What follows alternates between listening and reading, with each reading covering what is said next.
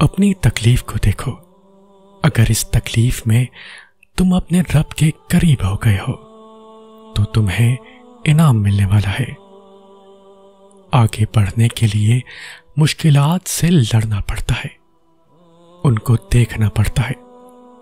رونے دھونے کی بجائے کبھی یہ سوچ کر دیکھو کہ اللہ آپ کو کس چیز کے لیے تیار کر رہا ہے.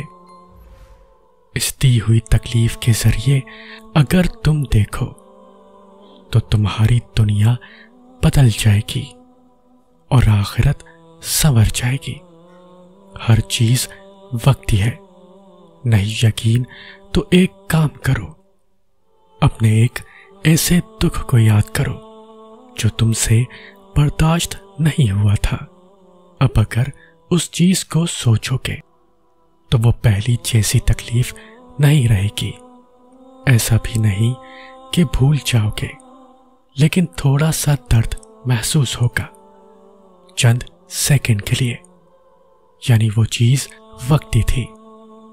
تو اپنی اس تکلیف کا فائدہ اٹھاؤ، بڑا لطف آئے گا. رب سے باتیں کرنے میں دوست یار سب بھول جاؤ گے. بس اپنی خود کی بنائی ہوئی دنیا میں مست رہو. وقت لگتا ہے، مگر یہ بھی سچ ہے کہ وقت گزر جاتا ہے. کوئی ساتھ چلے یا نہ چلے، کوئی اپنا بنے یا نہ بنے، اللہ ہی تمہارا سب سے بڑا کارساز ہے. اور یہ دنیا تو نہ تم سے کچھ لے سکتی ہے اور نہ تمہیں کچھ دے سکتی ہے. تو تم یقین تو رکھو، پھر دیکھنا وہ اس یقین کی ڈور کو اپنے کن سے کبھی ٹوٹنا نہیں دے گا. اور صبر کے ساتھ شکوے نہیں جڑ سکتے. صبر کا انداز الگ ہوتا ہے.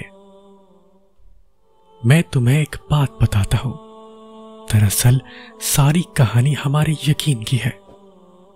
وہ رب کہہ چکا ہے کہ مجھ سے جیسا گمان رکھو گے میں ویسا ہی ملوں گا. اگر تم اپنی دعاؤں میں شک میں مبتلا رہو گے تو پھر شاید ہی تمہاری دعائیں قبول ہو.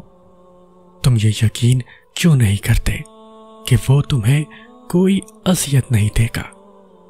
وہ ہر ناممکن کو ممکن کر دے گا. جب تک تم یقین نہیں کرو گے دعائیں قبول نہیں ہوں گی. اس کی محبت ہم سے یہ مطالبہ کرتی ہے کہ ہم اس پر اندھا یقین کریں، اس کی قدرت پر کوئی سوال نہ اٹھائیں. وہ سمندر کے درمیان راستہ بنانے والا رب تمہیں بھی طوفان سے بچا لے گا. وہ کشتی نوح کو پار لگانے والا رب تمہیں بھی ڈوبنے نہیں دے گا.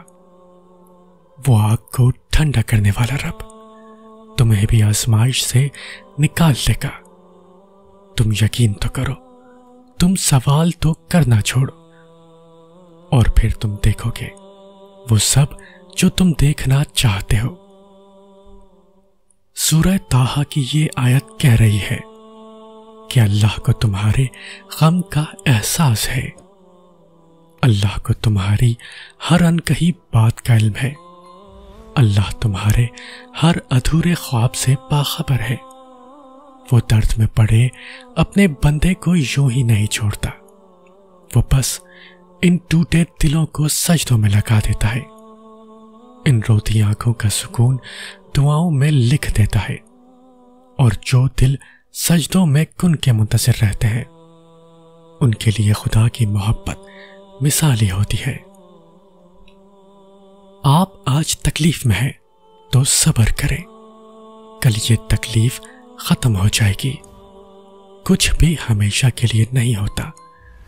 تنگی کے یہ دن بھی گزر جائیں گے، لیکن رب پر یقین وہ ہے جو آپ نے ہمیشہ پختہ رکھنا ہے. اس یقین کے تسلسل کو ٹوٹنے نہیں دینا. پھر دیکھنا معجزے ہوں گے اور کن فیکون آسمان سے آتا دیکھ کے آپ کی ساری اذیتیں ختم ہو جائیں گی. بس خوشیاں آپ کے دامن میں بھر دی جائیں گی. اور جب اللہ تمہارے دل سے کسی چیز کا خیال نہیں نکالتا تو وہ اسی چیز کو تمہاری حقیقت بنا دیتا ہے۔ سب کچھ کھو دینے کے بعد بھی اللہ پر یقین رکھنا، اسے ہی ایمان کہتے ہیں۔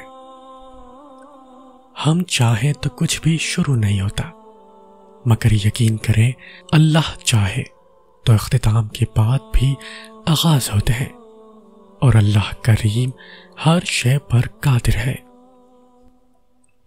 وہ تمہاری آنکھوں سے نکلنے والے آنسو کی ایک ایک وجہ جانتا ہے۔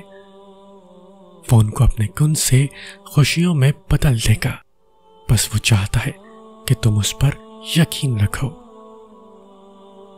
اگر ان کا چھوڑ جانا تمہیں اللہ کے قریب کر گیا ہے تو جان لو کہ تمہارے اس دل کو توڑنے کا یہی مقصد تھا جو انہوں نے پورا کر دیا ہے۔ تمہیں تو شکر گزار ہونا چاہیے، کیونکہ تم نے جو پا لیا ہے وہ اس سے بہت بہتر ہے جو تم نے کھو دیا ہے۔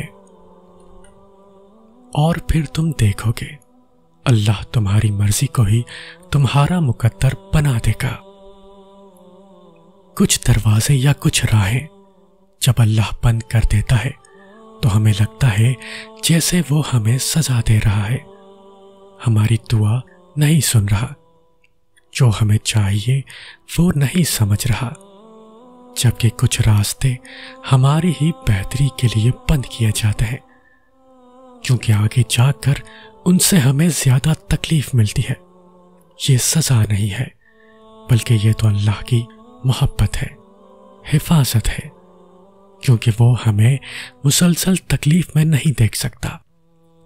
ہمارے فیصلے ہماری چاہت کے مطابق ہوتے ہیں، جبکہ اس کے فیصلے ہماری بہتری اور ضرورت کے مطابق ہوتے ہیں، لیکن ہم یہ بات اکثر بھول جاتے ہیں۔ وہ سنتا بھی ہے، جانتا بھی ہے، دیتا بھی ہے، ہر بات کا علم ہے اللہ کو، اور انسان تو بس ایک کچا منصوبہ ساز ہے۔ تم خود کو خود ہی تکلیف میں رکھتے ہو، ورنہ وہ تو بڑا مہربان ہے۔ جب نہ ملنے کا خوف ستانے لگے تو یقین سے دعائیں مانگنا، جب صبر نہ آ رہا ہو تو جائے نماز پر بیٹھ کر خوب رو لینا، جب ہمت ہارنے لگو تب سجدوں میں اس سے ڈھیر ساری باتیں کر لینا، جب دل کو سکون نہ پہنچ رہا ہو تو تہجد پڑھ لینا، جب انتظار کرنا مشکل ہو جائے تو صبر سے اس کے معجزے کا انتظار کرنا۔ بے شک وہ ہمارے دلوں کا حال جاننے والا ہے۔ اللہ پر بھروسہ رکھیں۔ آپ کی آنسوؤں سے بھیگی ہوئی کوئی بھی رات اور تکلیف میں گزرا ہوا کوئی بھی دن کبھی رائے گاہ نہیں جاتا، کیونکہ زندگی کا ہر آسان اور تکلیف دہ لمحہ اللہ پاک کے کسی عظیم منصوبے کا حصہ ہوتا ہے، جو کبھی تو جلدی سمجھ میں آ جاتا ہے اور کبھی انتظار کرنا پڑتا ہے۔ اگر اللہ کہتا ہے مشکل کے ساتھ آسانی ہے تو یقین رکھنا اس کی کہی ہوئی ہر بات میں حکمت ہوتی ہے، لیکن تم نہیں سمجھتے۔ اللہ پاک کی رضا کے بغیر درخت کا ایک پتا بھی نہیں ہل سکتا۔ تمہاری زندگی میں جو کچھ چل رہا ہے وہ صرف اس کی رضا ہے۔ اگر تم آزمائش سے گزر رہے ہو تو وہ بھی جانتا ہے۔ اگر تم کچھ مانگ رہے ہو اور ابھی نہیں مل رہا تو بھی انتظار کرو، وہ تمہیں تمہارے صبر سے بھی آزمائے گا کہ تم اس صبر کا اجر مانگتے ہو یا نہیں۔ یاد رکھنا اللہ پاک اپنے بندوں کو ان کی طاقت سے زیادہ کبھی نہیں آزماتا۔ اگر کوئی شے تمہیں اذیت دے رہی ہے تو اسے بتاؤ، اگر کچھ بھول نہیں پا رہے تو اسے بتاؤ۔ ایک وہی ہے جو کن کہہ کر سب بدلنے پر قادر ہے، کیونکہ تم چاہ بھی نہیں سکتے اگر وہ نہ چاہے۔ جس نے تمہیں مانگنے کی ترکیبیں سکھائی ہیں وہ دینے میں بھی خوب مہارت رکھتا ہے۔ یوں کرو کہ اپنے رب کی خاطر صبر کرنا شروع کر دو، کیونکہ جو اپنے رب کے لیے صبر کرتا ہے اللہ اس کے دل میں غم کی جگہ سکون بھر دیتا ہے۔ وہ فرماتا ہے جب ایمان والے مجھے شدت صبر کی انتہا کو پہنچ کر پکارتے ہیں تب میں انہیں ہر گھٹن سے آزاد کر کے ان کے دلوں کو ٹھنڈا کر دیتا ہوں۔ اللہ تمہیں جلد ہی اس تڑپ سے آزاد کر دے گا جس کی تکلیف تمہیں کہیں چین نہیں لینے دیتی۔ اس بے چین دنیا میں اگر کوئی سکون میں ہے تو یقیناً اس کا تعلق خدا سے ہے۔ اور پھر صبر کرتے کرتے ایک وقت وہ آتا ہے جب ہمارے دعا کے لیے ہاتھ اٹھانے سے پہلے ہی معاملات ہمارے حق میں ہونے لگ جاتے ہیں۔